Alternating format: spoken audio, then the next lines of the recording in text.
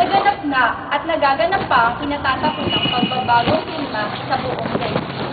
Naranasan natin sa Pilipinas ang isa sa mga sinasabing epekto ng global warming noong September 26, 2009 nang maganap ang malawakang pagbaha na lubhang nagpalubog sa buong Maynila at Karatig Bayan. Nakakatakot ang senaryong ito. Ano nga ba ang itinuturong dahilan? Ang bagyong Ondoy lang ba ang dapat sisihin sa pangyayaring ito? Ako po si Nicole Georgia S. Lopez. Ako si Martha Ann Gates. Ako si Nicole Monta. Samahan niyo po kami sa loob ng 8 minuto upang sariwain ang mga pangyayari noong kasagsagan ng Bagyong Ondoy.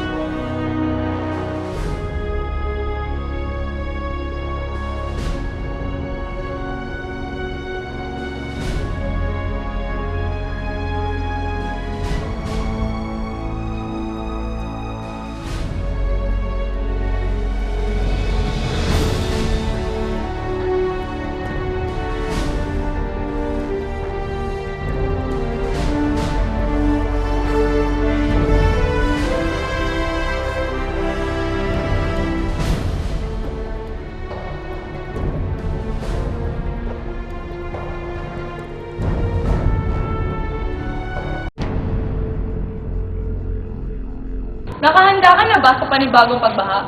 Anong gagawin mo kung sakasakaling maulit ito? Matatandaan na ang naganap na pagbaha noong September 26, 2009 na tumagal ng ilang araw ay lubhang nakakatakot.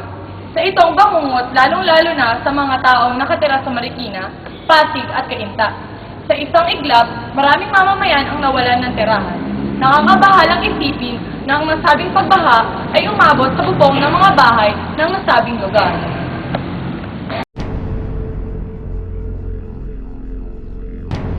Narito tayo ngayon sa Cainta Green Park Village, isa sa mga pinakagrabing lugar na nasalanta ng pagbahang dulot ng Bagyong Ondoy. Ano nga ba ang tunay na dahilan ng pagbahang ito? Isa sa malinaw na dahilan ay ang mga basura nagkalat sa buong Kamaynilaan.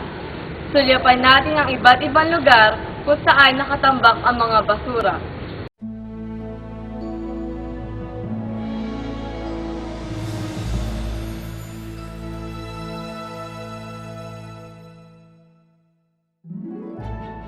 Hali kayo, samahan niyo po kami, magbahay-bahay tayo. Alamin natin ang mga nakatira dito sa Mindanao Avenue, Quezon City, kung ano ang masasabi nila sa mga basura nakatambak sa kanilang kapaligiran.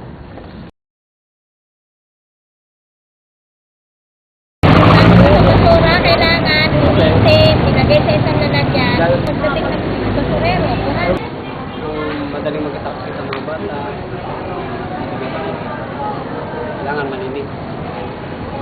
Kailangan yung mga basura, tanggalin, pagtulong-tulungan ng mga bahay. Sa umaga, nililinis talaga ako dyan. Ayaw ko makalat yan. Opo. Kasi kunyari, kung itatapong mo ng basta-basta, kagaya niyan na sa harap mo, hindi mo sinisegregate yung mga basura mo sa iyo. O ibabalot, tatapong ka lang sa kapitbahay mo. Siguro na pangit yun para sa atin. Dapat tayo yung mismo yung makinis ng kalat natin.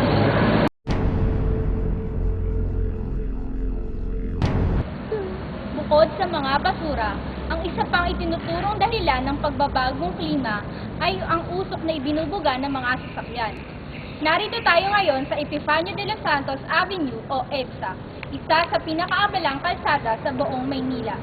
Isipin natin kung gaano kadami ang bilang ng mga sasakyang nagbubuga ng usok ang dumadaan dito araw-araw. Ang mga usok na ito ang nagpapalala ng lalo pang umiinit na temperatura ng ating mundo. Ayon sa ating mga siyentipiko, ang umiinit na panahon ang nagdudulot ng pagbabago ng klima na siyang sanhi ng labis-labis na pagbuhos ng ulan. Kailangan pa bang mangyari ang ganitong sakuna bago tayo gumawa ng paraan? Ang ganitong pangyayari ay hindi dapat ipagsawalang bahala. Huwag nating hintayin ang gagawin ng iba. Tayo na mismo ang gumawa ng paraan upang maiwasan ang ganitong kalalalim na pagbaha. Ikaw, ano ang may tutulong mo upang hindi na maulit ang ganitong pagbaha?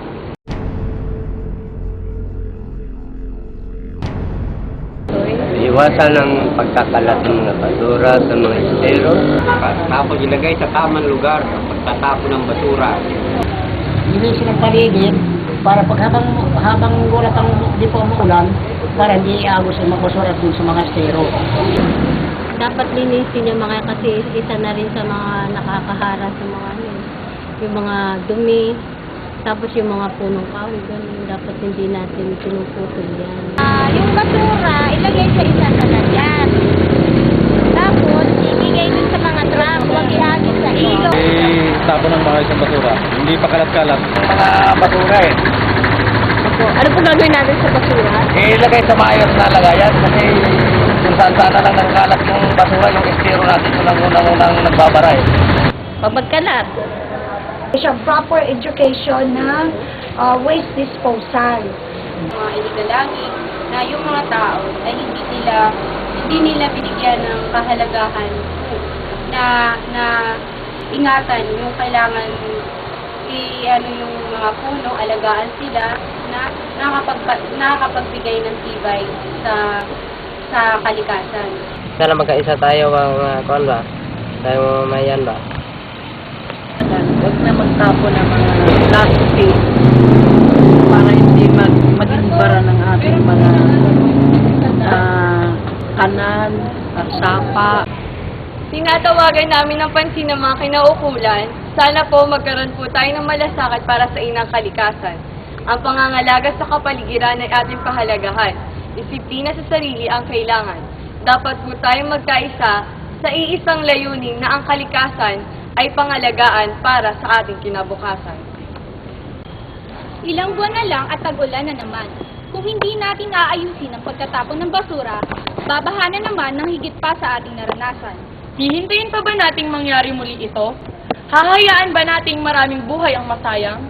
Sama-sama, tulong-tulong at kapit-bisig natin balikatin ang pangangalaga sa ating kapaligiran. Sagitin natin ang kalikasan, sagitin ang buhay!